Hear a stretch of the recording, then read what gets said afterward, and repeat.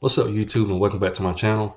And in today's video, I'm just going to give my prediction for 5 college football week 12 matchups. But if you haven't, please like, share, and subscribe to the channel. And by doing so, it really helps out my channel and it helps me grow as a content creator.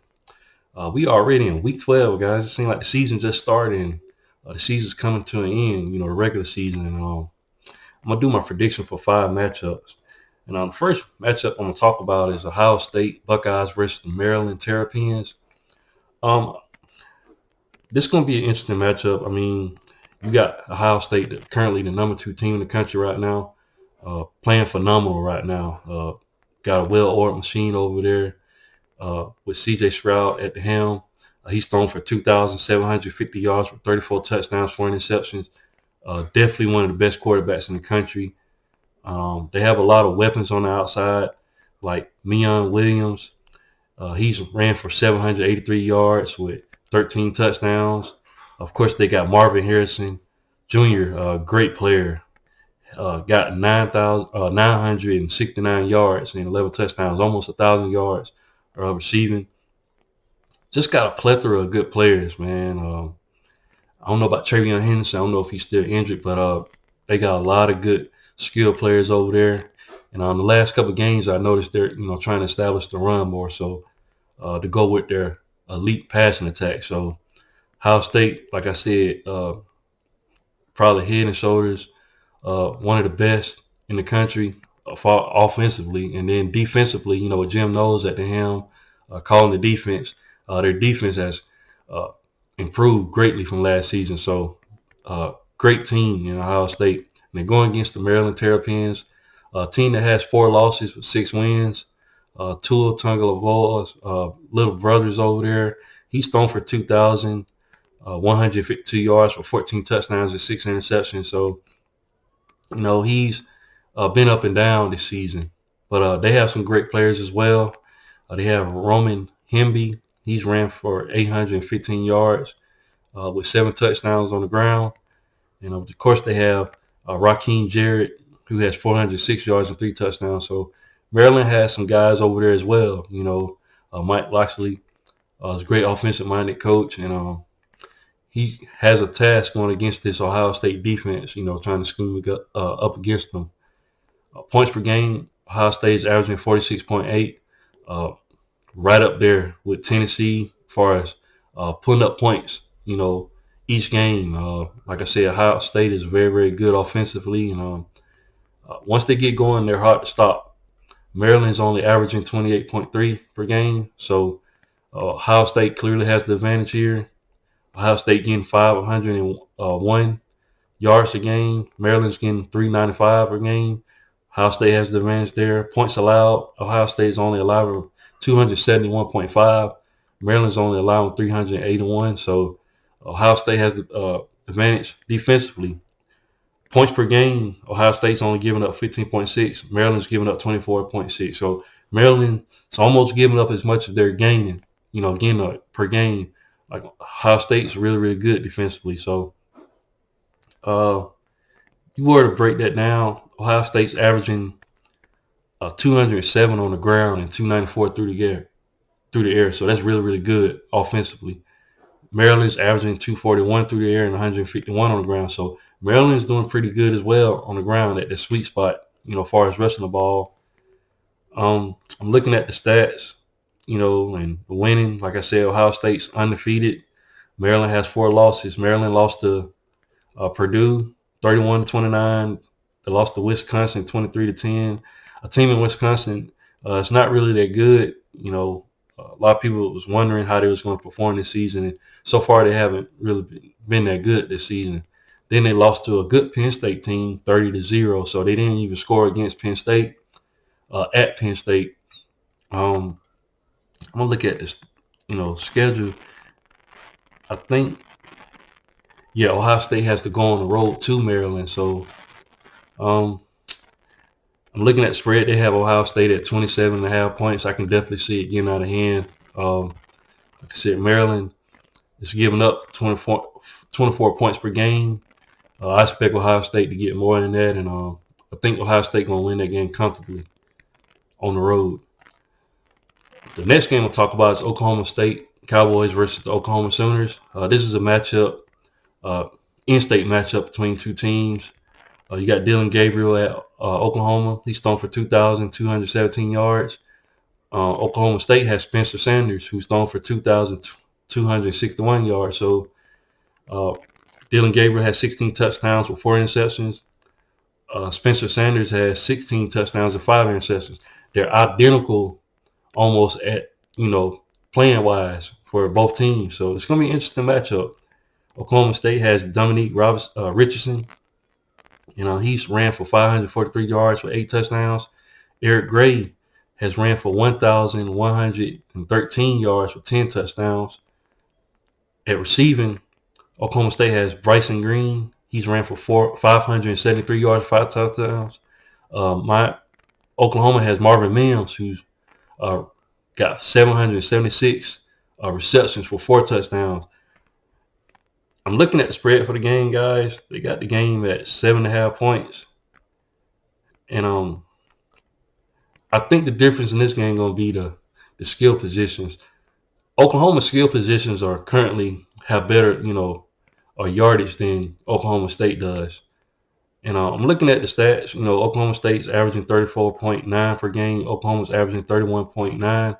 Oklahoma State has the advantage in that department. Points allowed, though, Oklahoma State is averaging, allowing 30 points per game. Oklahoma's allowing 21.9. So both teams are identical, guys. Total yardage, though, Oklahoma State is only getting 414. Oklahoma's getting 456. So, like I said, Oklahoma has the better skill players, in my opinion, in this matchup. I think it's going to be a tough game. I think Oklahoma State goes on the road to Oklahoma. And most of the times in a situation like that, I normally pick, the home field advantage. And I think in this matchup, it's going to make a difference. I think Oklahoma's going to take this. Oklahoma State, in my opinion, had a better season starting off.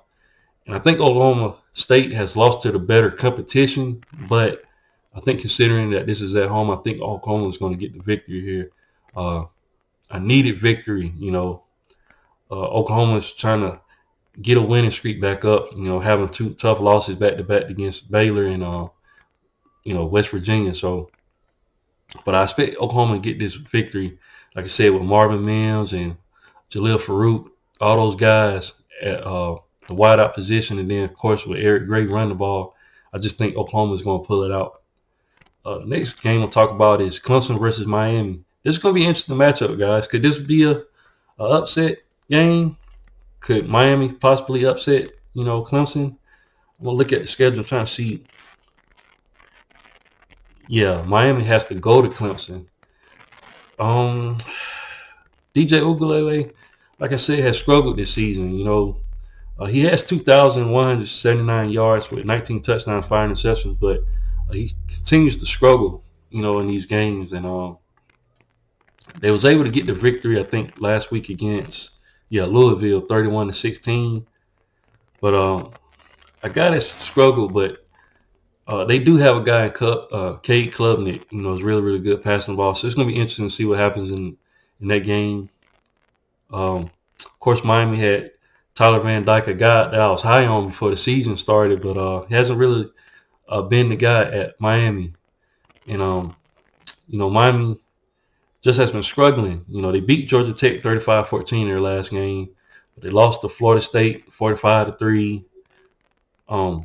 Beat and struggled against Virginia, a team, that's not really good, at 14-12, and went to 4 overtimes to beat Virginia.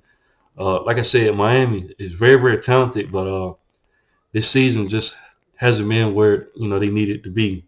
Lost to Duke. I mean, just a lot of questionable losses for Miami. And looking at points per game, Miami's averaging 25.5. Clemson's averaging 34.2. Total yardage, Miami's getting 393. Clemson's getting 409. Yards allowed, Miami's allowing 355.